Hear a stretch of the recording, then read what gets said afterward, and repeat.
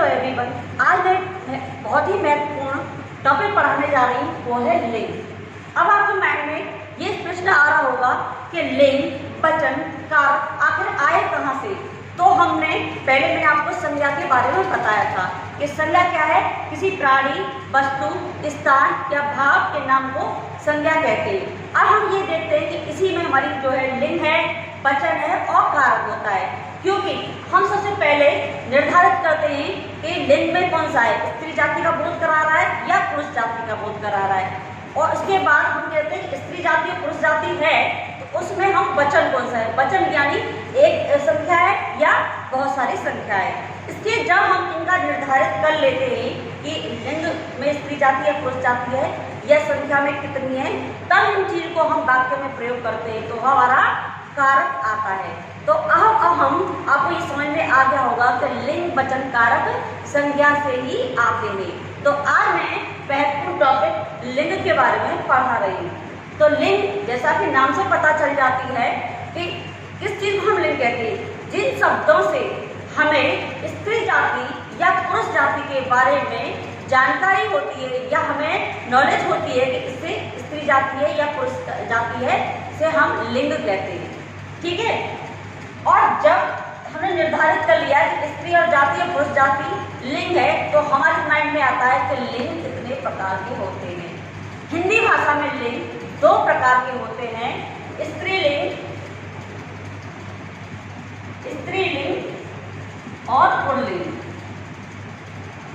यानी जो शब्द स्त्री जाति का बोध कराते हैं, चाहे वो स्थान हो या वस्तु हो या प्राणी हो, चाहे जो हो, उससे हमारे माइंड में सुनते ही या देखते ही हमारे माइंड में एक चीज का भाव आता है कि ये मादा यानी स्त्री जाति का है, तो हम उसे स्त्री जाति के रूप में रखते हैं। दूसरा आता है हमारा पुल्लिंग। पुल्लिंग अब हम कैसे जानेंगे ये पुल्लिंग है, जब हम किसी स्त्री जाति या पुरुष जाति के बारे में बोलते हैं और किसी नाम से हमारे अंदर एक पुरुष जाति का भाव उत्पन्न होता है, तो उसे हम पुल्लिंग कहते हैं। यानी वे शब्द जिन शब्दों से हमें पुरुष जाति के बारे में पता चलता है, उसे हम पुल्लिंग कहते हैं।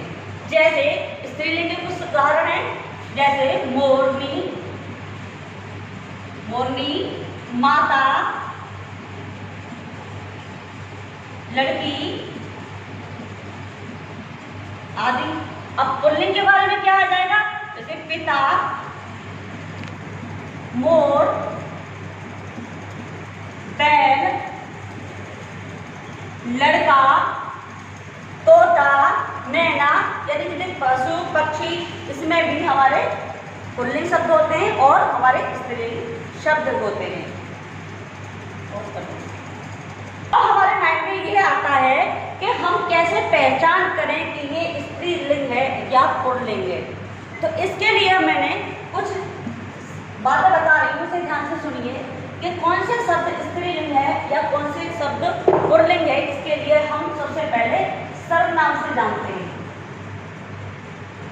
सर्वनाम से हम जानकारी करेंगे कि स्त्रीलिंग है या पुल्लिंग है। जैसे सर्वनाम के बारे में जानते हैं, जो शब्द संज्ञा के स्थान पर प्रयोग किए जाते हैं वो सर्वनाम कहलाते हैं। और इसमें कौन सा है, मेरा। जैसे मेरा लिख दिया, ये मेरा क्या है, पुल्लिंग है। इसमें मेरी क्या है, स्त्रीलिंग हो गया। अब मैंने कह दी ये मेरी किताब। अब आपके पास एक किताब रखी हुई है, अब इस किताब के लिए आप कौन सा शब्द यूज करेंगे, मेरा किताब या मेरी किताब। तो आपको लगेगा तो मेरा किताब कहना थोड़ा अच्छा नहीं लग रहा है, लेकिन मेरी किताब कहना बहुत ही बढ़िया है, इसलिए ये स्त्रीलिंग के अंतर्गत आता है। इसके अलावा हम लिख दें आम लिख दिया आपने, ये आम। अब आम का प्रयोग करते हैं हम सर्वनाम से, मेरा आम या मेरी आम। तो आपको लगेगा कि नहीं, मेरी आम तो बहुत गलत लग रहा है, इसके साथ मेरा आम भी सही है, यानी ये पुल्लिंग हुआ। एक तो हम सर्वनाम के आधार पर पहचान कर सकते हैं, दूसरा है विशेषण के आधार पर। विशेषण के आधार पर भी हम लिंगों की पहचान कर सकते हैं। कैसे, विशेषण में जानते हैं आप, जिन संज्ञा शब्दों की विशेषता बताई जाती है उसे हम विशेषण कहते हैं। विशेषण कैसे? जैसे किसी की सुंदरता बता देना, बुरा बता देना, अच्छा बता देना, किसी के बारे क्वालिटी बता देना, ये सब क्या है? विशेषण। ऐसे विशेषण है अच्छा, एक है विशेषण अच्छा और दूसरा है अच्छी। ठीक है, अब हमारे पास एक शब्द आ गया, हमारे पास शब्द आ गया क्या? बात। हम ये कहते हैं ये बात खराब है या गलत है या सही है। अब बात को डिफाइन करते हैं, अलग करते हैं कि ये वास्तव में स्त्रीलिंग है या पुल्लिंग है। तो अब हम इसको इसके साथ लगा के देखते हैं, अच्छा बात या अच्छी बात। आपको बताइए कौन सी लगी? ये अच्छा पुल्लिंग है और ये अच्छी स्त्रीलिंग है। अब इनको हम इसके साथ लगा के देखते हैं तो हमें कौन सी बात अच्छी लगी? अच्छी बात, यानी ये स्त्रीलिंग शब्द हुआ। वैसे ही दिन, दिन अब कहा कि भाई दिन है, अब हम इसे कैसे पहचानेंगे कि ये स्त्रीलिंग है या पुल्लिंग है? तो अब हम क्या करेंगे? तो अब इसके साथ हम दोनों को जोड़ करके बोलेंगे। ठीक है, कहते हैं ना आपका दिन कैसा रहा। तो अब ये क्या करेंगे? स्त्रीलिंग बोल रहे हैं या पुल्लिंग? तो इसके लिए हम देखते हैं कि अच्छा दिन रहा या अच्छी दिन रहा। तो इससे आपको लगेगा कि हमारा दिन अच्छा रहा, तो यानी ये पुल्लिंग शब्द रहा। तो ये हमारे पहचान पड़ेगी ये पुल्लिंग है, और ये बात अच्छी तो ये स्त्रीलिंग शब्द हुआ। आपको ये अच्छी तरह समझ में आ गया ना? तीसरा है हमारा, तीसरा हम कैसे समझेंगे? क्रिया के आधार पर।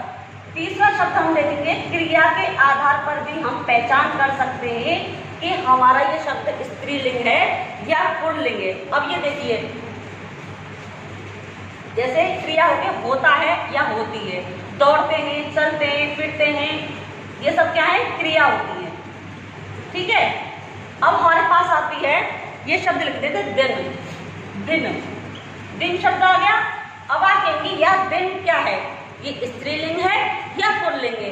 इसके बारे में हम पहचान करते हैं, इन क्रिया शब्दों को इसके साथ ऐड करके देखते हैं। जैसे दिन होती है, क्या ये सही लगा? नहीं लगा। दिन होता है, यानी दिन होता है क्या है? पुल्लिंग है, इसलिए ये पुल्लिंग शब्द पहचान में आपको आ गया होगा। अब इसके साथ है रात। रात के बारे में देखेंगे कि ये रात, रात क्या है? स्त्रीलिंग है या पुल्लिंग है? इसकी पहचान कैसे करेंगे? तो आप ये देखते हैं कि क्रिया के ये होती है, होता है, तो हम इनको साथ फिर जोड़ के देखते हैं कि रात होती है कि रात होता है। आपको समझ में आ रहा होगा कि रात होता है, नहीं है, ये गलत है, रात हमेशा होती है। तो ये क्या है? स्त्रीलिंग शब्द हुआ। तो ये आपको अच्छे से समझ में आ गया होगा, ये स्त्रीलिंग शब्द हुआ। इसके अलावा स्त्रीलिंग और पुल्लिंग के बारे में आपको अच्छे से समझ में आ गया होगा, लेकिन कुछ शब्द ऐसे हैं जो हमेशा पुल्लिंग के रूप में ही जाने जाते हैं, और कुछ शब्द ऐसे होते हैं जो हमेशा स्त्रीलिंग के रूप में जाने जाते हैं। अब जो सदैव पुल्लिंग के रूप में जाने जाते हैं वो शब्द कौन कौन से हैं? देखो, जैसे दिनों के नाम, चाहे वो संडे मंडे गिन लो, चाहे रविवार सोमवार मंगलवार गिन लो, ये सभी पुल्लिंग के रूप में ही जाने जाएंगे। उसके बाद महीनों के नाम। महीनों के नाम में जो हिंदी महीनों के नाम होते हैं, जैसे चैत्र, बैसाख, ज्येष्ठ, आषाढ़, सावन, ये सब पुल्लिंग शब्द में बोले जाते हैं। लेकिन कुछ इंग्लिश जो नाम महीनों के नाम है, जैसे फरवरी, जनवरी, फरवरी, इनको कुछ लोग स्त्रीलिंग मानते हैं और कुछ लोग पुल्लिंग मानते हैं। कैसे?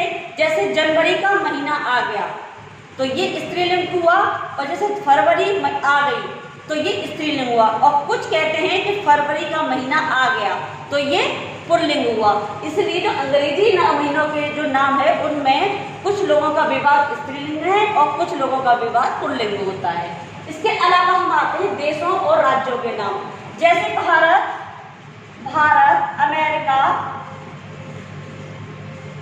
अमेरिका, ये सब देश हैं। ये किसमें आते हैं? अमेरिका, ईरान, पाकिस्तान, ये सभी देश पुल्लिंग में आते हैं। इसके अलावा जो राज्य हैं, जैसे उत्तर प्रदेश, हरियाणा,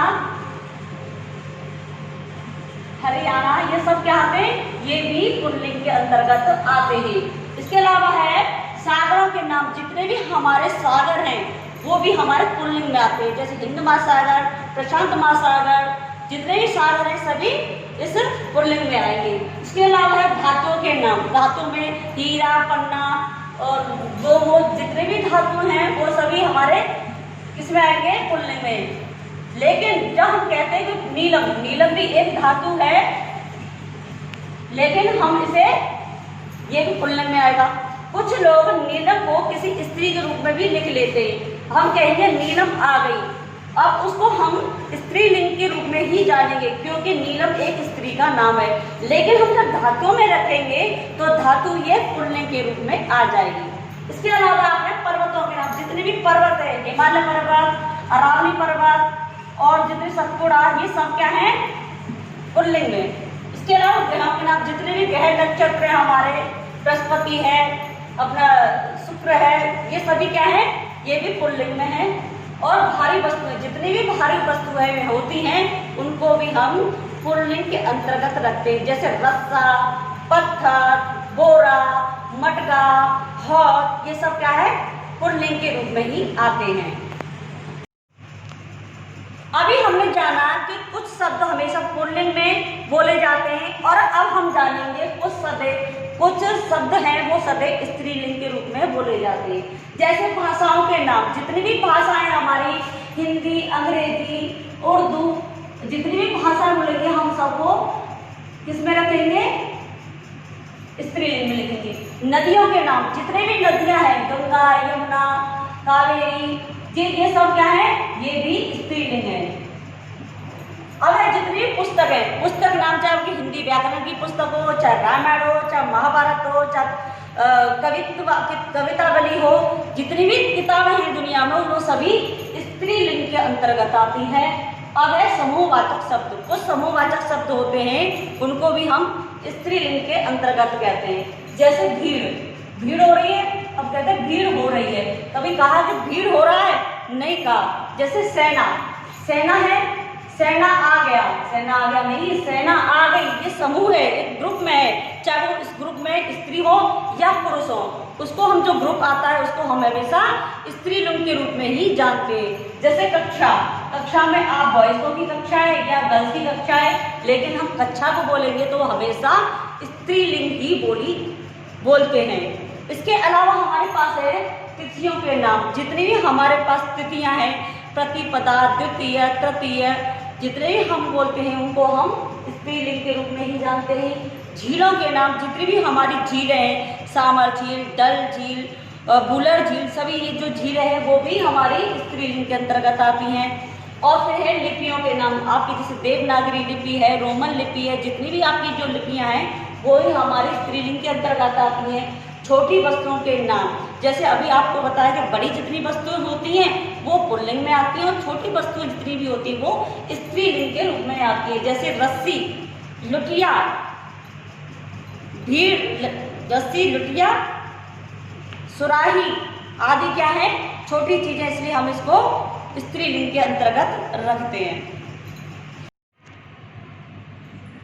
कुछ जो स्त्री शब्द होते हैं वो पुल्लिंग होते हैं, कुछ पुल्लिंग शब्द होते हैं उसे स्त्री रूप में कैसे परिवर्तित करते हैं वो हम आपको कुछ नियम के अंतर्गत बताएंगे। जैसे पुल्लिंग से स्त्रीलिंग रूप में कैसे परिवर्तित करते हैं। जैसे अंतिम शब्द, अगर शब्द का अंतिम जो वर्ड है वो छोटा आ या बड़ा है तो उसे हम ई में परिवर्तित कर देते हैं। जैसे पुत्र, पुत्र में छोटा शब्द आ है लेकिन इसको हम ई में जोड़ देंगे, पड़ी लगा देंगे तो ये हो जाएगा पुत्री। यानी ये क्या था?